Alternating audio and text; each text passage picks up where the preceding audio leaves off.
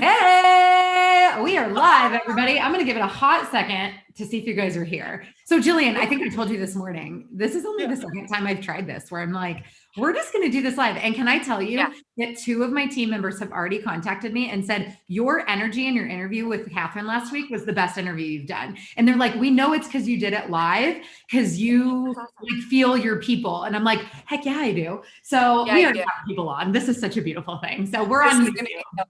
It's going to be so fun.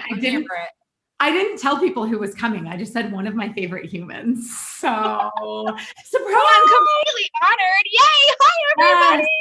It's the amazing Jillian. So you guys are actually here. Sneak peek. Yay! Oh, they're here. Hey, Jordan. They're in the chat. So I'm gonna watch the chat and simultaneously not get distracted. Are you ready to be impressed? Excellent. Well, if anybody can multitask, it is you. So let's ride. I'm here for it. We believe in this. All right. So if you guys are just jumping on, we're here on YouTube, but we're actually doing a live recording of an interview for Free Mama Radio. So you guys can go back and re-listen to this or share it with your friends here in a couple weeks. Are you ready? Like chomping at the bit. I'm so excited. Let's do it. All right. Hey guys, welcome back to another episode of Free Mama Radio. I am here with one of my favorite humans who I'm excited to introduce you to. If you attended Free Mama Live back in October, she is no longer a stranger to you. And if you read my emails, I talk about her a lot because she's doing some stuff inside of me. If that sounds bad, but I mean it with every sense of what I just said. Her name is Jillian Bolanz. She is an intuitive life coach and spiritual mentor. She is a guidance of all things moon, cyclicality, which I'm super excited to dive more into, intuition, and true self-love. I mean, how beautiful is that? Oh. She's the creator of the True You Live event and various deeply connected coaching programs, one I am a member of. Her mission is to help women stop forcing. Do y'all feel this right now? Her mission is to help women stop forcing and start flowing in life so that they can uncover the truth of who they really are. And we're not crying yet, but we might be soon. We're not sure. Jillian makes me cry a lot. And as she's told me before, if you're not crying, I'm not doing my job. So we have a very intimate relationship. Jillian, welcome to Free Mama Radio. I'm so happy to have you. I am just beyond grateful to be here. I love you so deeply, you know this, and I love your women too. Like I mean, being at Free Mama Live and just everything that has budded since then, it's an honor beyond honors. And you're right. Like, I mean, the tears haven't started flowing yet, but I mean, we're just getting started. Sometimes I just hear your voice and I can feel myself like choking on my feelings. I'm so excited to have you here. And this is not about me for once and my emotions, which is where we spend a lot of time. I botched your bio as I told you I was going to. I'm like, it's too long. It doesn't feel conversational. But something I did leave out is that you are a mom.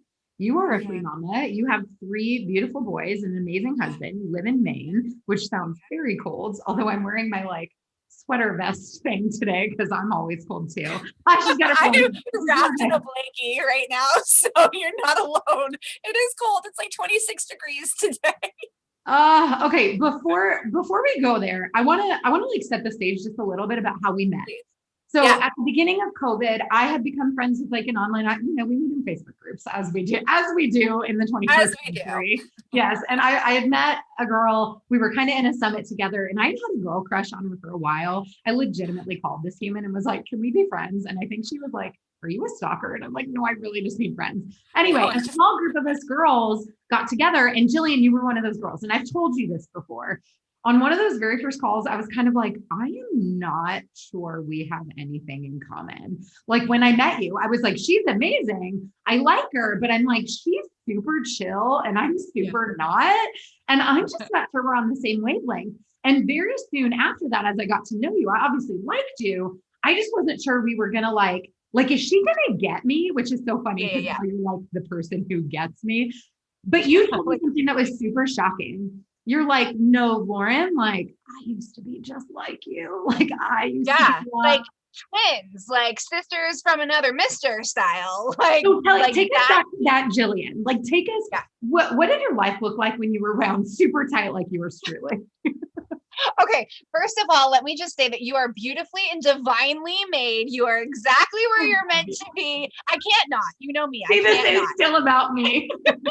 Right, like that's why we do what we do, so that we can be the brave ones to go first and lead the way and say, hey girls, like this is the work, but like, hi, been Been there, there. own the t-shirt and the trucker hat, like we got this. Yeah. So, and it's so funny because you use the word tightly wound, and that's legitimately how I describe myself in those moments. And let's be really super clear here. I still have those moments. Like the patterning of that goes so deep, and bits and pieces of it serve me in different parts of my life, right? Like we can't be all zen and floaty and like a dolphin riding off into the sunset. We wouldn't get anything done. So like there's this beautiful juxtaposition that comes when we dig deeper and we recognize that there are more pieces to our puzzle than what we've been focusing on.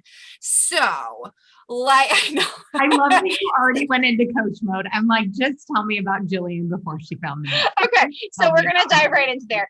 Jillian, about this version of my story started about 4 or 5 years ago.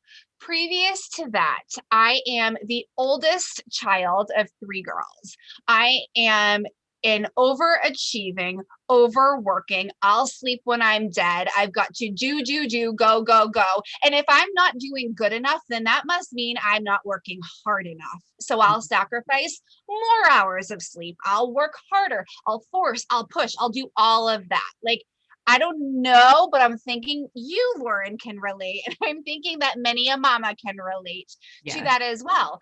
And underneath the surface of it all, I was really good at it, right? Like I am a very good athlete. I was a very good student in school and continue to be. I'm just a never-ending nerd who loves learning, and that has served me well throughout much of my life. And when we get really crystal clear on the whys behind thing, I liked it. I liked working hard and getting the reward at the end of that snippet of the journey. But ultimately, it's where I got praise. It's where I got love. It's where I deemed myself worthy. So I created this relationship within myself that the harder I worked, the more worthy I became. The louder the applause came, the louder the bigger the reward was, the more lovable I was. And now I know that's simply not true. We are innately worthy, but when you are damn good at working that hard and hustling like that and doing the thing and you get the praise from it, it's hard to unwind from that and really own and feel that innate worth that we all have. So I functioned like that for many a year. And what were you doing? Like for people who don't know you, like were you working a full-time job? Were you an entrepreneur? Like what were you a mom yet? Like what did your life look like when you were in this like hustle mode? Super great question. So I was thinking of like high school as I was talking, but I'm gonna jump forward because it started there, right? It really started, like those seeds really started to take root in high school, where and it was like, oh yeah, like I am good at this, right? And I'm good at most things because I try most things and I work really hard at most things. Mm-hmm. So there's that. People always thought that things came easily, but what they didn't see was that I was willing to work for it. So there was that piece too.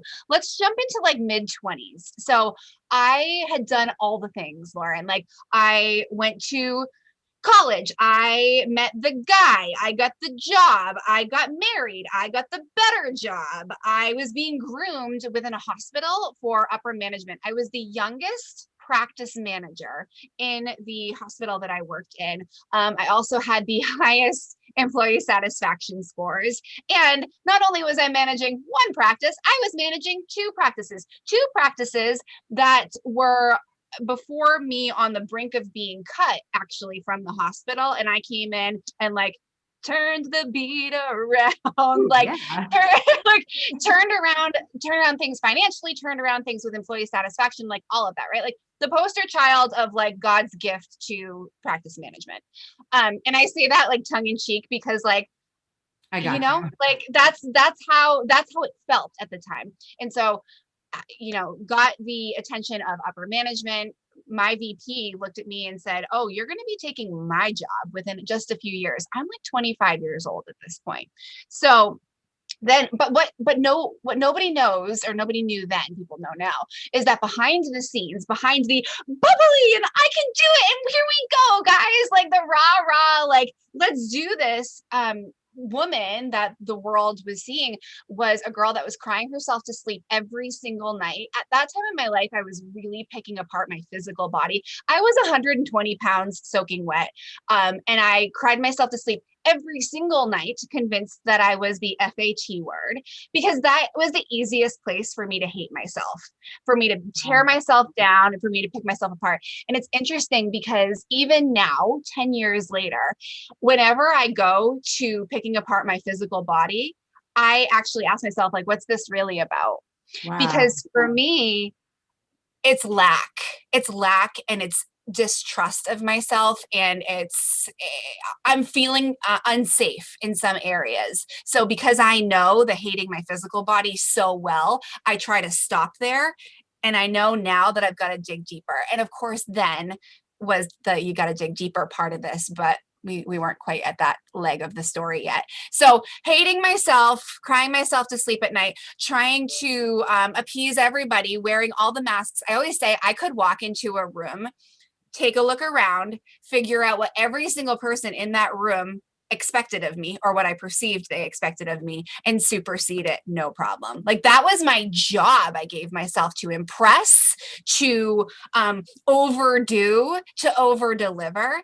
And meanwhile, in my personal life, I'm like deteriorating and hating myself. And then this is gonna be like the segue for us to get into cyclicality later on, if we're gonna go there. Oh yeah. But I was trying to get pregnant and I couldn't. I was off birth control and my period wasn't coming back. This is not a surprise to me, even though deep down I was so like hurting from it.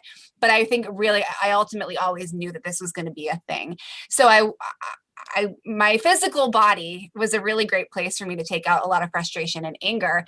And not surprisingly, it was the thing that kind of like wasn't working for me ultimately in a way that I craved for it to. But because of the lifestyle of busy and go and impress, I didn't have time to slow down and take care of myself really, and nurture and nourish myself really. So I was trying to get pregnant and didn't have a period, and you can't really get pregnant without a full cycle there. So we actually went through the IUI process, which is the stage right before IVF, which for any mamas who have gone through that, are going through that, any fertility thing is very emotion filled. And I just want you to know that you're not alone. So went through IUI, got pregnant, eventually with my first son, Cameron. And after I had Cameron, everything changed. I was about 10 months postpartum, and I looked at my husband again. I was like, oh, I just can't wait to lose the rest of this baby weight. And Lauren, he looked at me, he goes, don't you do it again. Don't you go back down that self-loathing path again, because he knew how easy it would be for me to slip there. And in that moment, I was like, oh my gosh, the way that I functioned for so long wasn't just tearing me apart, it was tearing my husband apart too. And there was no way I was going to do that to him again and to a baby. So I wanted to find better solutions for myself. And it actually led me to network marketing, which was my first step in the entrepreneurial world. And I know how you feel about network marketing. And I'm so grateful for the opportunity that it gave me, because it led me to where I am now. I'm not doing it anymore, but it was a beautiful gateway. And also completely and totally contributed to the egocentric go, I'll sleep when I'm dead, I've got to prove all these things, I got to do what other people deem as duplicatable, and like all of that. So there was a lot of unwinding there, a lot of hustle, a lot of strife, but it was a crucial part of getting me to leave the hospital and the world that people expected me to be in, and to start braving this new path that I'm on now. So that was a long soliloquy. What do you have for me for questions? Where do you want me to go next? I mean, I don't know about everybody else who's watching right now, but I am super engaged. I'm like, tell me more about the things. Okay, so let's like recap. So we've gone from like overachieving, never enough, constantly go, go, go. Yeah. Like it's having harm on your physical relationship with your body. Yeah. But now we're a mom. Yeah, now we have a job that's kind of not the status quo anymore. Yep. And so where do you grow from here? That's so good. Where do you grow from here? I just want to hug you. Like, really well done. Thank you so much. You rub off so well on me.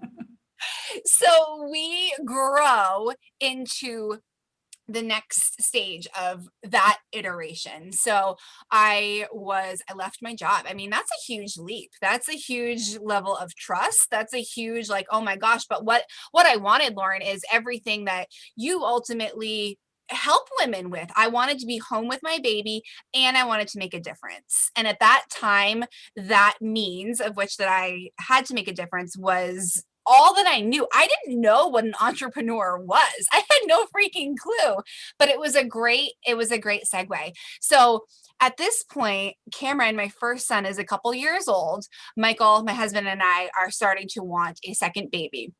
And at this point, I still hadn't had a natural period come to me, and didn't expect it to. Like, it wasn't a thing. It wasn't a thought. In my head, I don't get periods. I'm just different. Like, this is just what we do, and let's press on with life. So we went through the IUI process again and got pregnant the very first time because I knew it worked. Right? Like there's that like deeper level of belief the second time around, because the first time you're like, oh gosh, what if this doesn't work? And like, where are we going to go from here? And there are bazillions of stories out there of women who try IUI and they go into IVF, and it's like that unknown, right? And so I kind of got to take that out a little bit. I mean, you never know, but I went into the second IUI round in complete belief. Yeah. Got pregnant with Andrew and had him. And a year later, I remember walking into the very room that I'm in. There's a workout area on the other side of the computer.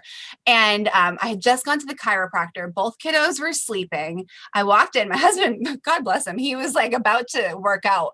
I walked in so bloated that I looked like I was 5 months pregnant. And I had a 4-year-old and a 10-month-old sleeping upstairs. I was not 5 months pregnant, but I was so constipated. I was so bloated because I realized I was holding on to so much. And in that moment, I looked at Michael and I said, I feel broken.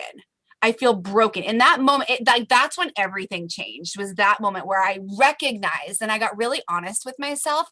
I feel broken because I don't have a period. And I know that it's representative of so much more than just my body doesn't bleed. It's like I'm holding on to so much. My whole sacral chakra, which is like your womb area, it doesn't work. And that's the chakra of flow and waxing and waning and give and receive and all of that. And I'm over here like, shit's not working. Like, it's not working. Yeah, I was so clenched because I was trying to control all things in I have no idea what that's like. You have no clue what I'm talking about. I know. I'm like, this sounds like our last call. Did we talk about this recently? But I mean, so many women nowadays can relate to this because there is so much pressure that is put on us from every which way. And for me, when I got completely honest, Lauren, not having a period for most of my life was convenient. I didn't have to slow down. I didn't have to stop. I didn't have to rest, because who had time to rest? I got work to do. I got things to prove. So that was my mentality. But that night, I'll never forget it. I saw, like that ugly cry where it's just like from the bottom of your toes, like it all came out. And that was when I knew things had to change. I wanted to understand what cyclicality meant. I didn't have the words for it at the time, but I knew like the female cycle, like this missing piece, like I'm not special. I'm not the one woman that's not meant to have a period out of bazillions of women women who have graced this earth and will grace this earth. Like there's something there that I'm just not allowing. And it's funny, allow is my word for this year. So thank you. Of course, you're going to pop up. So I started focusing on the moon cycle. Okay, It was, yeah. Here we So go. I'll I stop wanna there. pause. Yeah, I want to pause just for a second. Yeah. Because like, I know that there are people listening right now, probably right now, but for sure on the podcast, like who they're where you're talking about. Yeah. Like they're at the place where when you said clenched, they were like, I'm clenched. When you were like, I'm ready, like I can't do this, like I just allow, like all like they're there. And like, like that's where I was last year. And a lot of these free mamas, like they kind of watched me, maybe not the cry from the underneath my toes part, but like they watched me verbally processing as I was kind of going through this calling to like unclench. That's kind of actually for me very much what it felt like. And it's a work in progress, as you very well know. But I had you, like you were placed in my life right at the beginning of COVID, which was really when I started this awareness of cyclicality and noticing patterns in my life, and how do I not control this? How do I allow this? How do I surrender? That's surrender. Like how do I unclench and allow this to happen? And I had your friendship, and then now obviously I work with you, as my coach or mentor. Like, so I had your support. What do you say to everybody right now who like this is tapping at them, but like they don't know what to do? Like, how did you start this exploration process? Yeah. Brilliant question.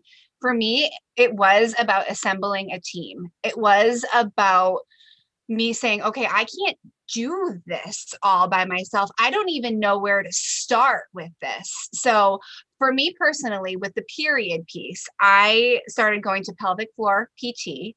I had been going to chiropractic. I've been going to chiropractic for years now. But I got really specific with her of like, this is what I'm working on.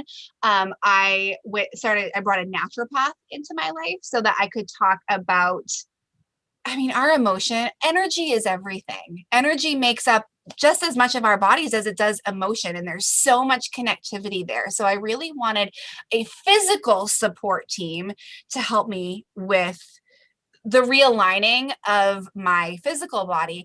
But I had and still have a coach that I worked with very deeply. And I just got really laser focused on everything that I started learning, every conversation that I had with myself, which I spent a lot of time in my journal. I spent a lot of time asking myself questions and just giving myself the space to respond to it. And I know that so many women are like, but I don't journal. I don't have the time. Yeah, neither did I, but it became not an option. Like I needed to create that time because what I realized in the busy, in that hustle, in that go, go, go, I just had this deep fear of getting quiet and intimate with myself. And that's where I needed to be. And that was the space, like that's who was calling, like, hi, I'm over here. You don't have to like block me out by busying yourself. Like actually what you need is to slow down and listen to me. So I brought in the physical team. And I say this to all of my clients, whether it's one-to-one, whether it's in any of my coaching programs. I hope that I'm part of a team for you. I hope that this energy, this spirituality, and the cyclicality and the ancient wisdom that we talk about in coaching is a part of a broader, more full spectrum support system that you have in place, because this is my area of expertise. This is where I'm literally answering my soul's calling in coaching. But I don't know how to help you count macros, and I don't know how to help give you different drops of whatever my naturopath gave me, right? Like they're like hormone balancing drops. I don't know any of that. So I think that there is this beautiful relationship and you're going to hear everything with me being about the wax and the wane, the being and the doing, the relationship between the masculine and the feminine, the go and the rest. I hope that I'm a part of that bigger picture for you so that we can do the thing, but also you've got to give yourself space to get honest with yourself. Because that night I came in and I said that to Michael, that was the most honest I had been with myself in forever. And Lauren, I know you've had experiences with this lately where it's like, oh shit, like I can't not do something about that now, or I can't not explore that now, or I can't not unpack the feelings that I have around that now, because that's the layering calling that's coming. So it was an and both. It was bringing in a support system, but also giving myself the time and the space to get to know me. Yeah, I want to really make this crystal clear. What you're saying is you did not figure this out alone. And I Correct. see women in my community suffering in silence. And we'll link in the show notes, of course, how you can connect with Jillian and learn about what she does. But also, like when I first started this, I didn't just hire you. I said, Right. hey, I'm kind of exploring this. Do you have anything you recommend? And you sent me a couple books to read, and we'll link to that in the show notes too. So like I didn't dive in. I explore, and this may be my logical self, but like I had to learn, I had to even understand what am I even like, what am I dealing with here? But yeah, to your point, like you guys, I can't tell you on how many calls, like I will say something to Jillian and I will follow it up with, that's the first time I've ever said that out loud. Like that has happened so many times because we're suppressing and we're clenching and so good. Okay. So we have our team, we have our people, we're I don't want to say rock bottom, but we are like ready. We are pretty freaking close. Okay, we're rock bottom. We're surrendering. Yeah. Let's transition into this conversation around cyclicality. Like, how did you learn that? Like for me, again, if you're a free mama and you were with me in 2020, I talked about this before I even hired Jillian, where I was like, you guys, like, I'm kind of noticing that once a month I hate everyone. And like, did you know it happens the same week every month? And like, some people were probably like, you're a moron. That's called your cycle. But for me, this was it's so information of like, wow, what if I didn't overexert myself that week? Or what if on the week where I'm feeling super extroverted and energized, I did a bunch of calls or a webinar or like met with that. It was groundbreaking for me. So I noticed it in my own patterns kind of organically. Yeah. How did you learn about cyclicality and like how this could help quite literally heal you? Yeah, no, I love this question so much. And I love that you came from it. Your experiences, me and my cycle, I noticed that like I hate people during this week of my cycle. And like you didn't know that it was your cycle then, but then you started tracking your cycle and you started really looking at what was going on physically for you. Because I didn't have that, I kind of came at it from the other way. So I think that our stories combined are super powerful for women right now, because you can't get this wrong. And there are a bazillion different ways that you can connect with cyclicality. And what is cyclicality? It's recognizing that there is power within nature. All that is natural around you. You are a natural being, just like a tree is a natural being, just like the moon is a natural being. So as I was actually learning about the female cycle, a lot of the books and resources that I was reading and listening to mentioned the moon cycle, actually. And so same. I remember sitting outside, it was May. And the conversation I had with Michael was in February. So like I'm in it now. This is like 3 months in. And I was sitting outside and I was mapping out the moon cycle and recognizing like, oh my gosh, do you know that a moon cycle is like 29-ish days? And so is a female cycle. Like to me, that blew my ever loving mind, because I'm sorry, but there is no freaking way in the goddess's green earth that is a coincidence. Like it's just not. And the moon is representative of of femininity, of the divine feminine. It's representative of our emotional self. And our emotions are so entangled in our female cycle. Like you said, you can pick out a week where you don't want to talk to a single human ever, because emotionally, that doesn't feel good for you. You feel snippy, or you feel sad, or whatever it is that you, Lauren, experience. But we all have these different bits and pieces and experiences of our own. So because I didn't have a period, but I knew that the moon waxes and wanes up there, and the moon cycle has 8 phases that I follow. And I've done so much work with this now, but you can very nicely fit the female cycle within 2 of those phases and really match them up. So I started learning about the different energies associated with each phase of the moon.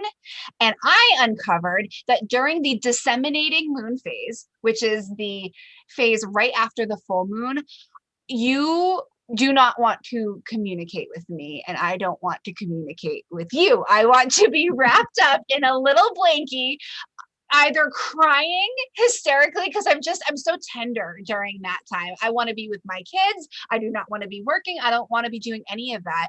I didn't associate that with a physical cycle experience, but I associated it with the moon. And that is the moon phase that we feel connected to deeply nurturing and nourishing ourselves. So it's just fascinating, because all of that is so closely linked. And the way I feel is that as we as women start to trust ourselves and tap into our intuition and witness the syncing of how we feel to what's going on in nature, right? And so also, I feel a lot different in July than I do in January.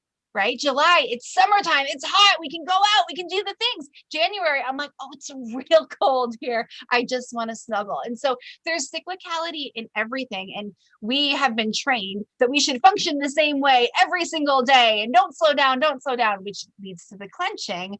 But we as women, actually, we're not wired that way. And so your way of uncovering that was through your cycle. My way of uncovering that was through the moon cycle. And it's just, I mean, for lack of better words, I don't think there is a better word. It's magical. And it's actually what's naturally available to us, which is just like, oh, this work brings me to tears, because why haven't we learned this earlier? Like, why isn't this just a part of like who we are and what we do? And you know what? That's what we're here to change. Who put sex ed together is what I want to know. Like, who orchestrated that 7th grade health class? A man. Nope. That's who. Man.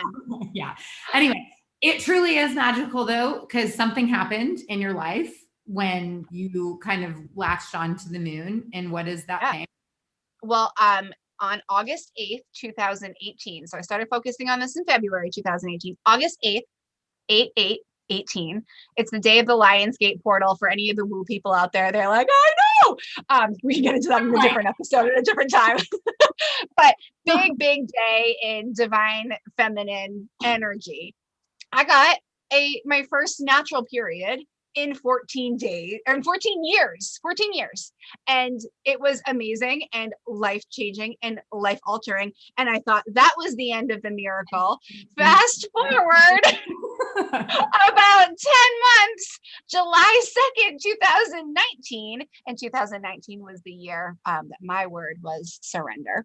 2019, I having had a period now, but it never got to that 28, 29 day quote unquote perfect cycle. There's no such thing, but you know what I mean? But they sure were getting closer and closer together. And I sat in this chair in between coaching calls, and I was like, oh my gosh, they were getting closer together. The last period I had was in April. I ran upstairs. I took my very first pregnancy test that you could actually see, because the 2 first boys were blood work. Like, I didn't take a pregnancy test. It was the IUI process. And I peed on a stick, and guess what that stick said? You're going to have a baby. So like, I mean, this cyclicality stuff, we've been programmed to believe that it's woo and that it's, you know, pie in the sky and that it's like fairy tale stuff. But like, I have tomorrow at the time of this recording, he will be 11 months old, my third baby boy. And you know what? Each and every single one of them was created exactly as they were meant to be. And I'm so grateful. And I will say this forever and ever. I don't care how you conceive a baby, whether it is, you know, you just look at your partner and you instantly get pregnant, or you go through 7 years of IVF or whatever falls in between of that. I mean, they are all so magical. They come into our lives exactly when we were meant to have them and they were meant to be here. But yeah, my first 2 babies happened through IUI, and I was told I would never have a baby without that level of support.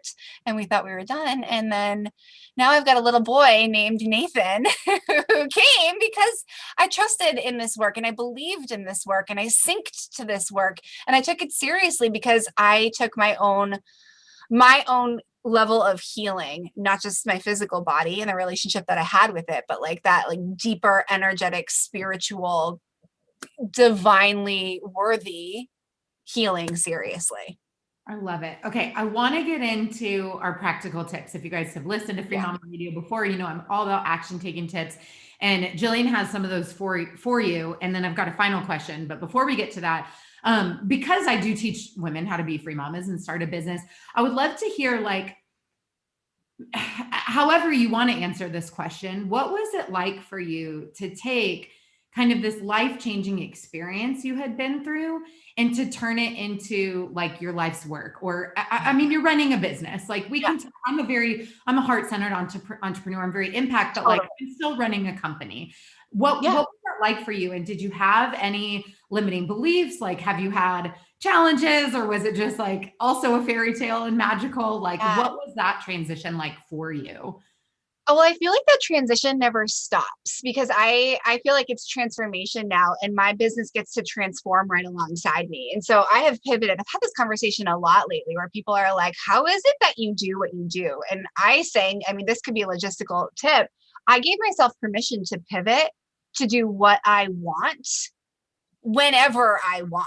And that comes with some hard conversations sometimes, but like I can't because now I can't BS myself anymore, Lauren. I can't do things because other people think I should do them. I can't put myself under somebody else's umbrella anymore. I just can't. Like my soul has been like, excuse me, we've been through enough now, and this is big stuff. Like it's time to really own this. So I'll say at the beginning of my business, it was kind of cookie cutter, and I was following what had worked for me and was trying to make it my own. But it was ultimately like I was doing the very best I could, knowing that it wasn't my work, but I was working on it. And I wanted to keep the moon stuff and the cyclicality stuff kind of to myself for a while because I wanted to experience it.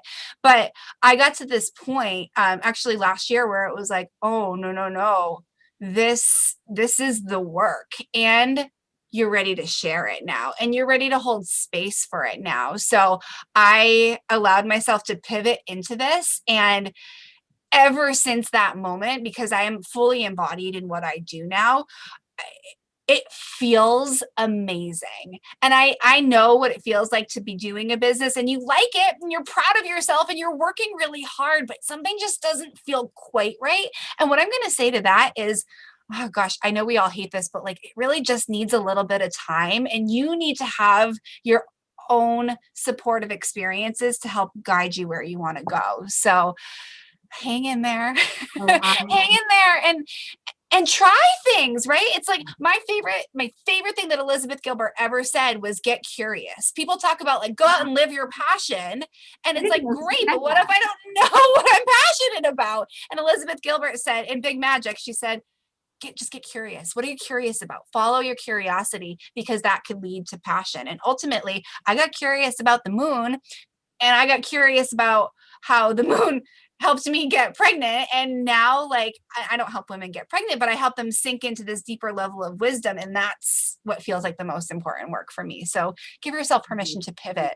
That was I really didn't know that you were going to say that, but I could have say that to this community. I really could have, because I think there's number one, there's some resistance from doing what we really want because there's a little more vulnerability there. Totally. I've witnessed that. And then there's a lot of like, well, I have to get it right the first time, or it has to be perfect before I start. And so I love that you shared, like, listen, I was doing the work. It wasn't my work, but I was doing it. And as I did it, it got clearer and clearer until it became non-negotiable. Beautiful. Exactly. All right, you guys, Jillian has for us 3 tips for getting started with cyclicality. So if any of this conversation, my story, her story, how she is helping me unfold my story, like if any of this is interesting to you and you're like, so where do we start without like a seance? Like what's step one?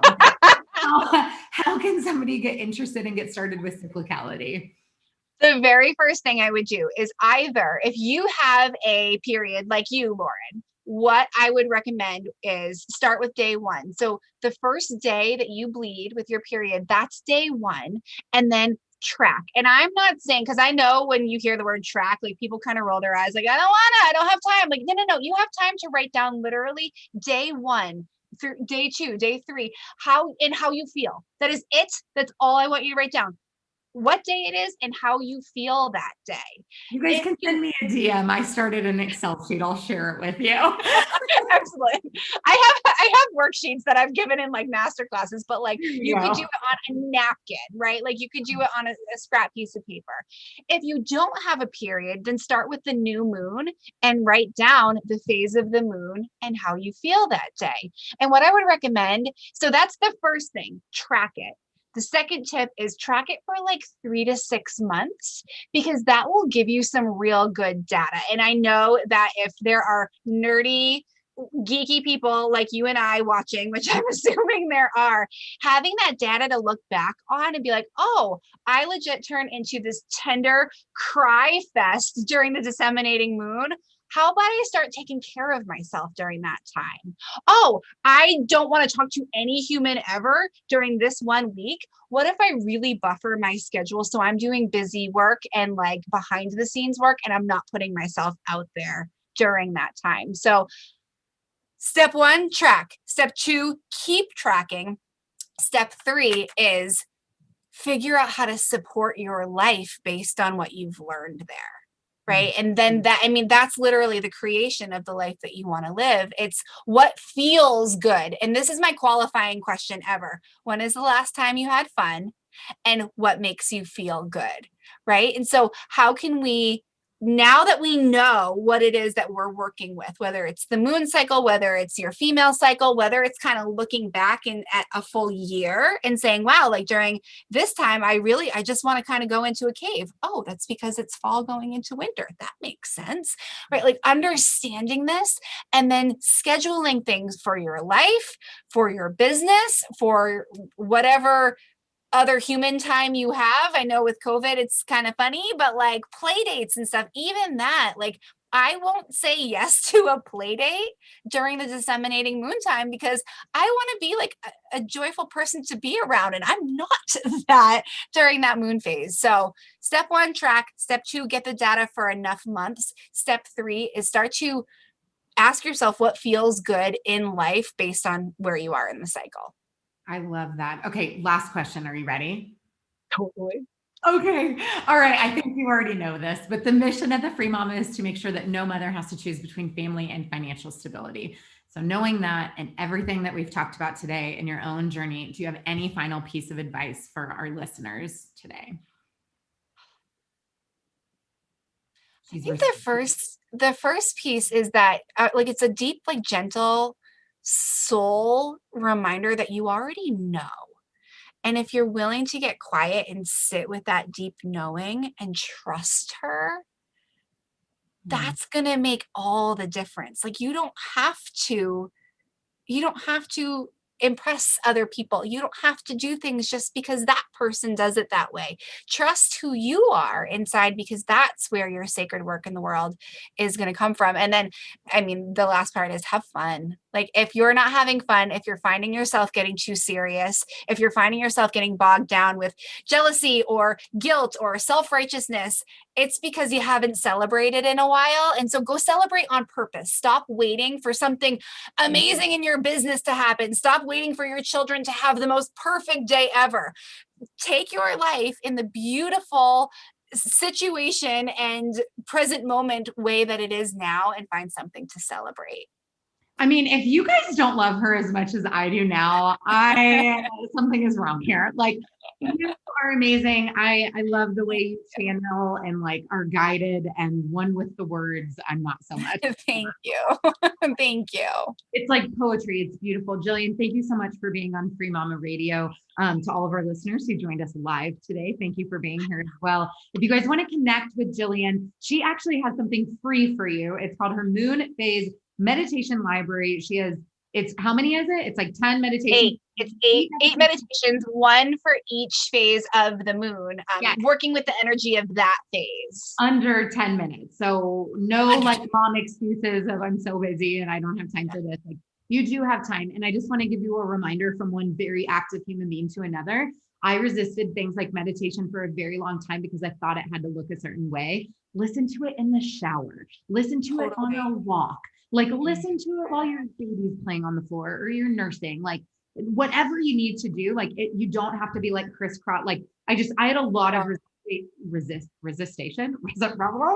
I had a lot of resistance for a very long time to meditation. That's what I was doing. Resistance, meditation. I had a lot of resistance because I made a lot of excuses about like why I couldn't do that. So go check this out. We'll put a link to the resources, all the books Jillian's recommended for me, and any other goodies that she wants to throw in for you guys. We'll put those in the show notes over at freemamaradio.com. If you guys enjoyed this episode, please let us know. Leave a review, leave a comment, take a screenshot of you listening on your phone and share it on Instagram. Tag us both. We would love to be able to share that. You guys are listening and see that feedback as well. Jillian, thank you so much. Thank you. Oh, I loved this so much.